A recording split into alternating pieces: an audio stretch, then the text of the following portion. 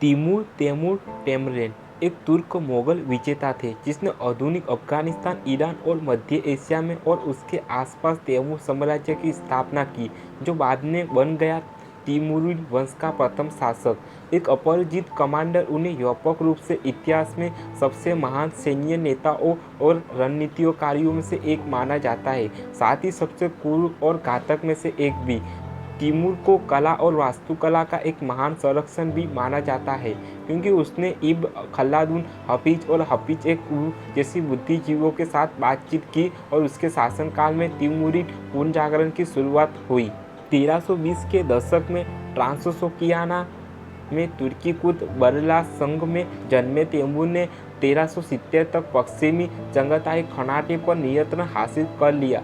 उस आधार से उसने पश्चिमी, दक्षिण और मध्य एशियाई कॉकेशस में सैन्य अभिनेताओं को नेतृत्व किया और दक्षिणी रूस इस प्रक्रिया में गोल्डन होल के खानों में मिस्र और सीरिया के मामलुकों, उभरते ओटोमेजन साम्राज्य और साथ ही भारत की दिवंगत दिल्ली सल्तनत को हराकर मुस्लिम दुनिया में सबसे शक्तिशाली शासक बन गया। इन विजयों से उन्होंने तिमूरिड साम्राज्य की स्थापना की, जो उनकी मृत्यु के तुरंत बाद खंडित हो गया। उन्होंने कई भाषाएं बोली, जिनमें चंगताई, आधुनिक उज़्बेक पूर्वज, साथ ही मंगोल और फारसी भी शामिल थी, जिसमें उन्होंने राजनीति का पत्रकार लिखा था।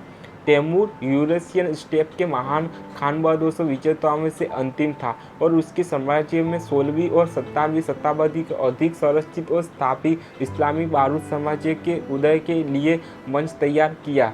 तैमूर तुर्क और मंगोल दोनों वंश का था और संभवतः दोनों पक्षों का प्रत्यक्ष वंशज नहीं था।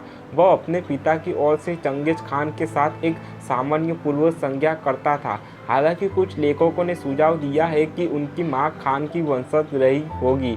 उन्होंने स्पष्ट रूप से अपने जीवन काल के दौरान चंगेज खान की विजय की विरासत का आहरण करने की कोशिश की। तैमूर ने मंगोल साम्राज्य की बहाली की कल्पना की थी और जेरर चाइलियाना के अनुसार वह खुद को चंगेज खान के उत्तराधिकारी के रूप में देखता था। अपनी विजय का भूत बनाने के लिए तैमूर ने इस्लामिक प्रतीकों और भाषा पर भरोसा किया और खुद को इस्लाम की तलवार बताया। वह शैक्षणिक और धार्मिक संस्थानों के संरक्षक थे।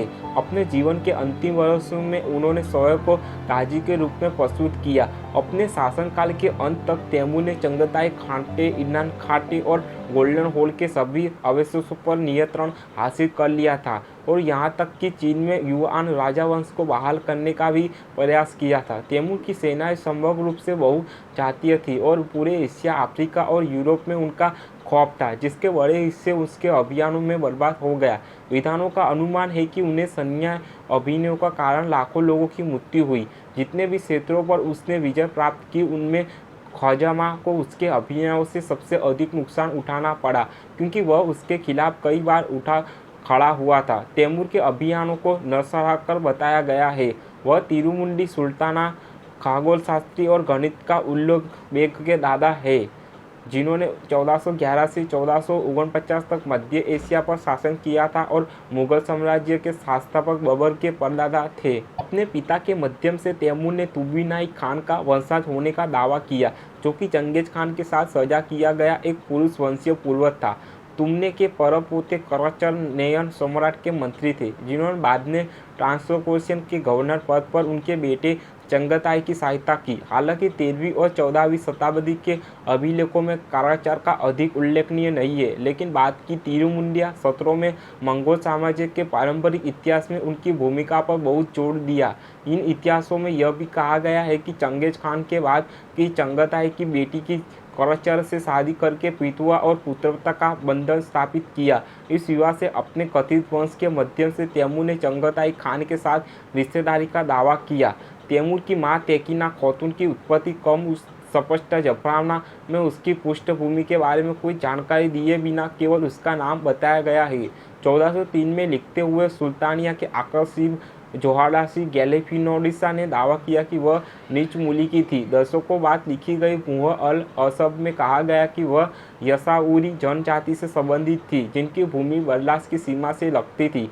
इब्न खल्दून ने बताया कि खुद तैमूर ने उसे बताया था कि उसकी माँ का वंश महान फारसी नायक मंचेसू से है। इब्न अरब शाह ने सुझाव दिया कि वह चंगेज खान की वंशज थी। 18वीं सदी की तैमूर की किताबों में उसकी पहचान सरदार अल-सरिया की बेटी के रूप में की गई है, जिसके बारे में माना जाता है कि वह बुखारा के हाफिज विद्वान उबैद अल्लाह महबूब की संदर्भित करती है।